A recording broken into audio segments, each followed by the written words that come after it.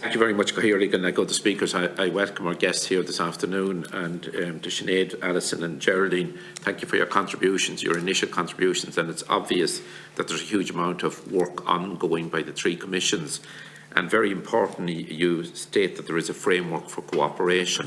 And I think many times it's often a concern to us when there are different commissions whose work may run in parallel and that there can be duplication and we don't get the return because of duplication. But I'm very glad to see that there's a good framework, cooperation, collaboration, because that's where the best results can be got for the people who need the services and people who need that support. And obviously, and in this context, it's very important that there's an all-Ireland dimension to the work between the three commissions as well, because issues don't stop at the border, so they don't. Can I just say that the Good Friday Agreement was a huge achievement, and so many people contributed to bringing it about. It was about parity of esteem. It was about ensuring that people were treated equally, no matter what belief they had in religion or in politics. And it's very, very disappointing to say it. The minimum that we're back at a stage now where we're concerned about the diminution of rights. It's not acceptable. And it's very disappointing that we've come to that day with different legislative measures that are being proposed by the British government. Could I just say, on the Northern Ireland Troubles Legacy and Reconciliation Bill, many occasions at this committee we've discussed with different groups our outright opposition to those proposals.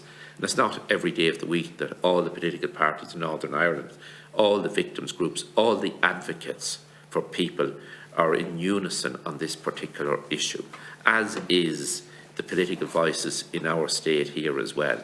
It's absolutely deplorable that the British government brought forward those proposals. And it actually allows people to give themselves immunity from prosecution. So literally, if a person committed murder, they can enter into the process that is being proposed through that legislation and practically give themselves immunity. It's not acceptable in any democracy.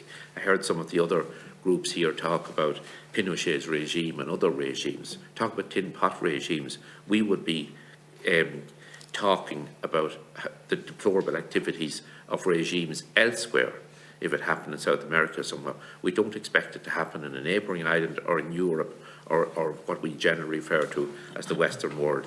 And I sincerely hope that the new British government will take a different approach, because all of us, and you know through your work, and every one of us who are public representatives have dealt with families who have campaigned for decades and decades to try to get to the truth of what happened, their loved one, their family member.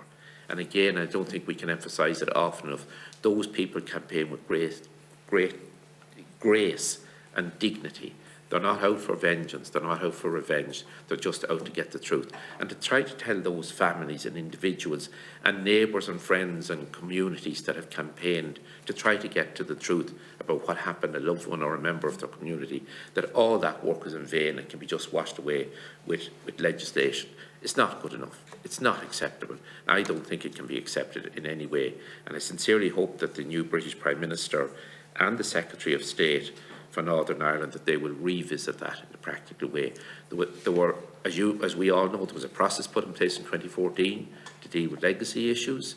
That was a hard-fought, a hard-won agreement as well to secure that, to put those structures in place, and that's what should be implemented, and those necessary mechanisms properly resourced so that people can get the truth of what happened.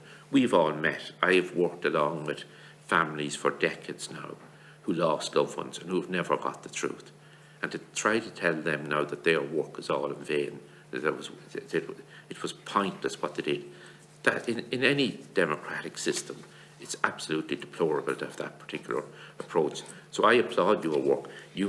Each of the three of you mentioned about different other work in progress, and I think you should keep us informed when you have findings in relation to particular issues. It's very important for our work as well.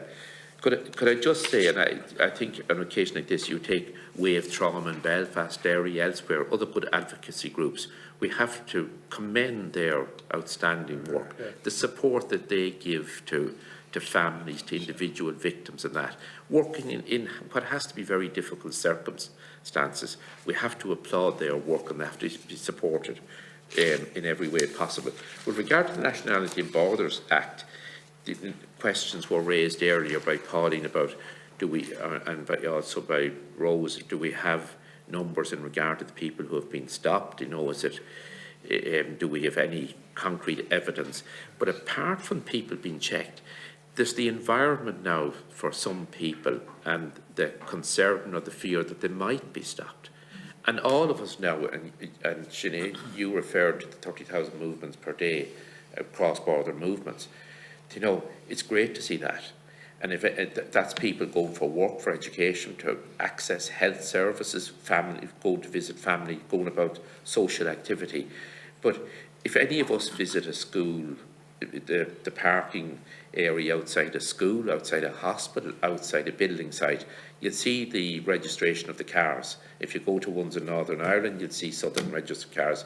Here in our state, you'll see Northern registered cars in all those places of work, which demonstrates that people are travelling, people providing worthwhile services. I can think of people in my own neighbouring area, Fermanagh, who work in Cavan on a daily basis, and likewise. But for the person who doesn't have Irish or British citizenship, there's a concern in the back of the mind, will I be stopped or will I not? And I have to take the opportunity to commend the work of the North West Migrants Forum. I met them some time ago, a great group of people advocating on behalf of people who felt vulnerable. So I think we have to bear in mind their concerns at all times. And could I also just say that you mentioned, and I think it was Geraldine mentioned it, about the loss of EU funding and how it can impact on the work of the three commissions. I presume the Irish Human Rights Commission is funded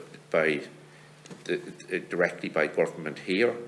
And you might let me know, if there's not direct government funding for the other two commissions, are you dependent on EU programmes or other programmes for work? I would have thought that the work of the three commissions should be funded directly by the relevant line department,